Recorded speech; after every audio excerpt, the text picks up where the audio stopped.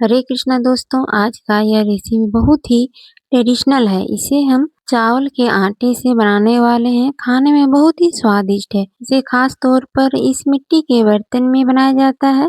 चलिए आज मैं बताने वाली हूँ। एक ट्रेडिशनल ना ही मसालों का यूज होता है और यह एक ऐसा पकवान है जो कि खाने में बहुत ही स्वादिष्ट और बिल्कुल यूनिक है। इसे कई नामों से जाना जाता है, जैसे कि चिड़ा पुआ या चिड़ा रोटी या खपरा रोटी। कई नामों से जाना जाता है और इसे अच्छी तरीके से मैं बताने वाली हूँ। डायबिटीज पेशेंट है ना कि वे भी इसे खा सकते हैं। इस वीडियो को पूरा जरूर देखिएगा। अगर आपको अच्छा लगे तो दूसरों के साथ लाइक शेयर साथ में सब्सक्राइब भी कर लें। यह रेसिपी में मैं घर के बने चावल के आटे का यूज कर रही हूँ। इससे यह रेसिपी बहुत ही टेस्टी और स्वादिष्ट बनती है। जिसे मैंने यहाँ पर पानी बॉयल होने के लिए रखा है और पानी इतना गर्म होना चाहिए जिसे हम टच नहीं कर सकते अपने हाथों से। एक बाउल में चावल का आटा हमारा यहाँ पर 7 से 8 चम्मच।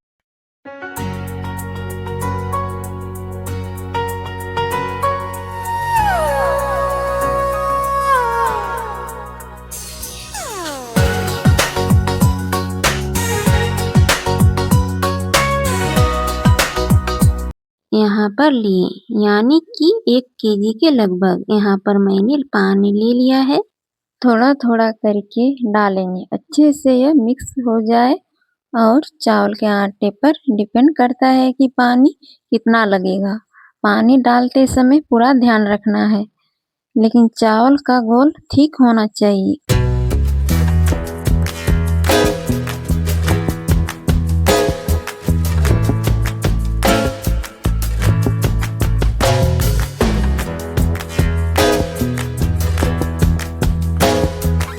अब हम कवर करके लगभग आधे घंटे के लिए रख देते हैं। बनाने से पहले एक बार इस चावल के बैटर को अच्छे से मिक्स कर लेंगे। मिट्टी के बर्तन को तेल से ग्रीस कर लेंगे। इसके बाद बैटर को डालेंगे। इसे हम कवर करेंगे। इसके बाद लगभग 2 से 3 मिनट के लिए कुक होने के बाद ऊपर से पानी छिड़क देंगे। फिर 2 मिनट कुक होने के बाद इसे हम एक बड़े चम्मच से निकाल कर देखेंगे। और यह देखिए, बहुत ही आसानी से यह निकल जाता है और कितना नरम फुला फुला बना है।